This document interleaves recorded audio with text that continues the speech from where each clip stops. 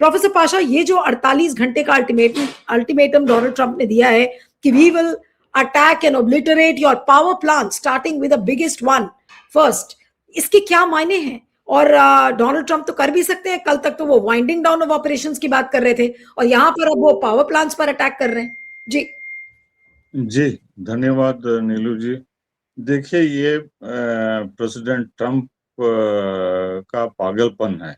एक दिन cease fire की बात करते हैं, दूसरे दिन ऑब्लिटरेट और जंग की बात करते हैं। असल बात यह है कि वो एक्सट्रीमली फ्रस्ट्रेटेड हो गए हैं और इनको इंटरनल प्रेशर बढ़ता जा रहा है और उनके कॉर्पोरेट फ्रेंड्स जो है धमकी दे रहे हैं और प्रेसिडेंसी खतरा में है बोल के रिपब्लिकन पार्टी वाले बोल रहे हैं, आप इसको कुछ ना कुछ फाइनल स्टेज पे लेकर जाके खत्म करिए बोल के।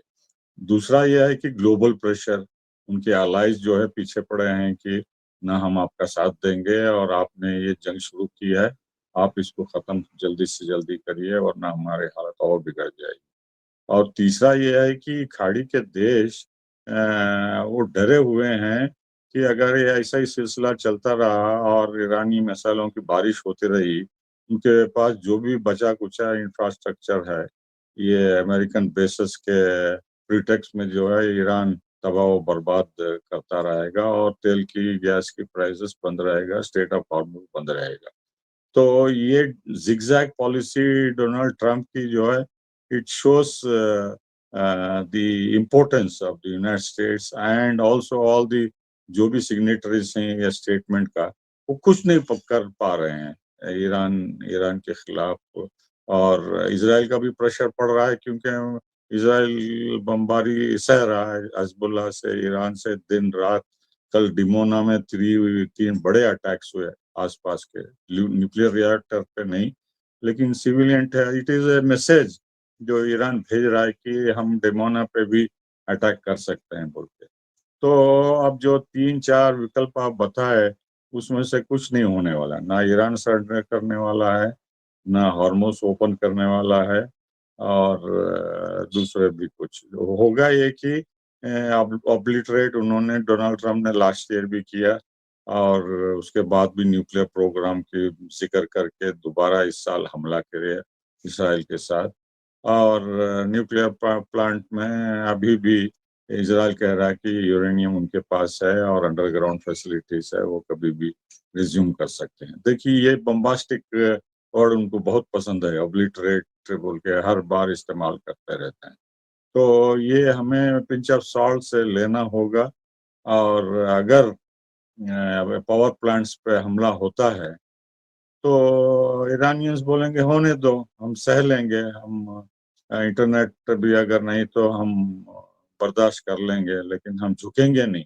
देखिए, वो सर पे कफन बांध के इस जंग में उतरे हैं और मुंह तोड़ जवाब दे रहे हैं और फाइट टू द फिनिश करने का वो ले रहे हैं। हालांकि इनिशियली उन्होंने एतबार करके, भरोसा करके ये ओमान के जरिए बातचीत की लास्ट ईयर भी, इस साल भी। तो अब वो भरोसा बिल्कुल उड़ गया है और जो बातचीत करने वाले थे, एक के बाद एक मार दिए गए हैं। अब पूरा मुस्तबा और ARGC और हार्डलाइनर्स जो है उनके पास सत्ता है और वो मान के चल रहे हैं कि ये सब डर गए हैं और हारने वाले हैं, इसी से ये लैंग्वेज हो रही है। हम देखेंगे क्या कर सकते हैं, हम उसका भी मुंह तोड़ जवाब देंगे। और खाड़ी के देशों को ये रियल थ्रेट है। अगर ईरान का इलेक्ट्रिक ग्रिड मारा जाता है, कुछ इलाकों में बिजली का प्रॉब्लम होता है, मैं ये नहीं कर रहा हूँ कि ईरान को नुकसान नहीं होगा, लेकिन वो पिछले 30 सालों से जो इंसल्ट और इकोनॉमिक सैंक्शन जो सहते आ रहे हैं, वो बोलेंगे कि और हम बेल्ट टाइटन करेंगे, देखेंगे और क्या कर सकते हैं ये। नहीं, तो लेकिन आप, मुझे कोई आश्चर्य नहीं होगा।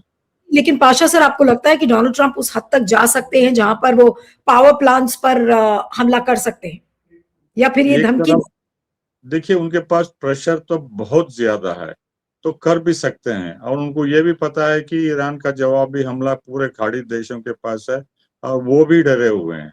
तो दोनों तरफ से उनको अब सोच के कदम उठाना होगा। क्या वो खाड़ी के देशों पे डिसैलिनेशन प्लांट्स, पावर प्लांट्स और उनका पूरा इंफ्रास्ट्रक्चर जो ईरान तहस नहस कर सकता है अगर वो उनके बेसिस पे अड्डे पे 20 दिन से जो अटैक हो रहा है। तो अमेरिका का पूरा इन्फ्लुएंस जो है, जो कुछ भी है बचा हुआ है, वो पूरा ओब्लिटरेट कर देंगे ईरान। तो दोनों तरफ किसका नुकसान ज्यादा होगा? नहीं, जीसी पावर स्टेट्स और प्लांट, अमेरिका का।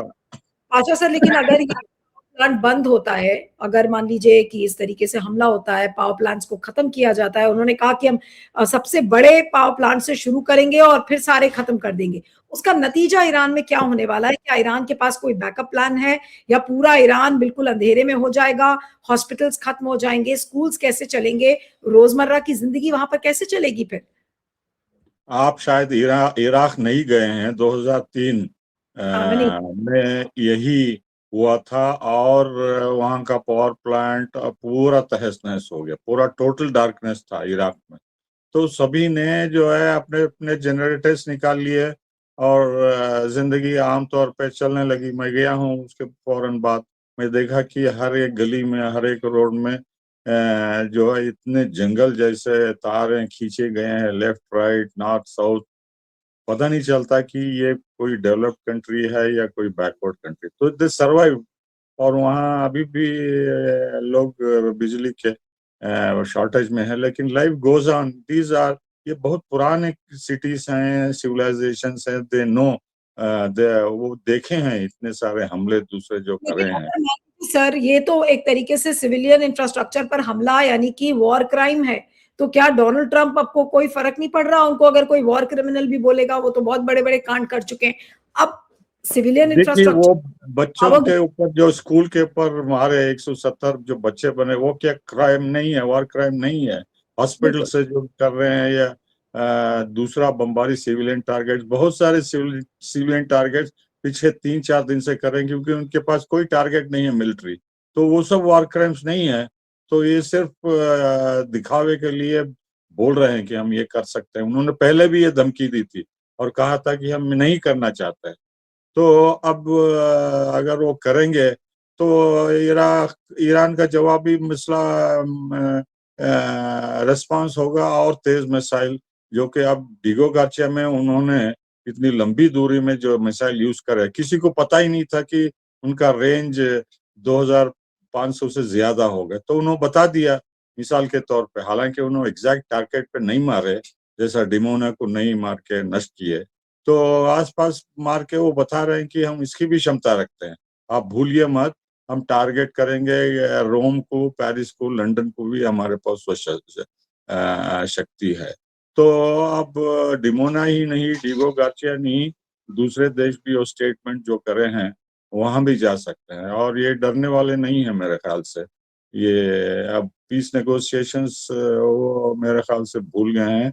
और वो अब जैसा कि मैंने कहा, सर पे कफन बांध के ये शिया जो है मानने के लिए अली और हसन हुसैन की तरह उतर गए हैं करबला में, और वो पीछे हटने वाले नहीं हैं। और ट्रंप को, इजराइल, पूरी दुनिया को पता नहीं कि ये बहुत ही, आप मुहर्रम में अगर देखें, इंडिया में नहीं, वहाँ ईरान में जाके, मतलब आपको रोना आ जाता है कि ये इंसान है, ये क्या है, अपने आप पे इतना खून बहाते हैं फॉर एन इवेंट जो 1400 साल पहले हुआ।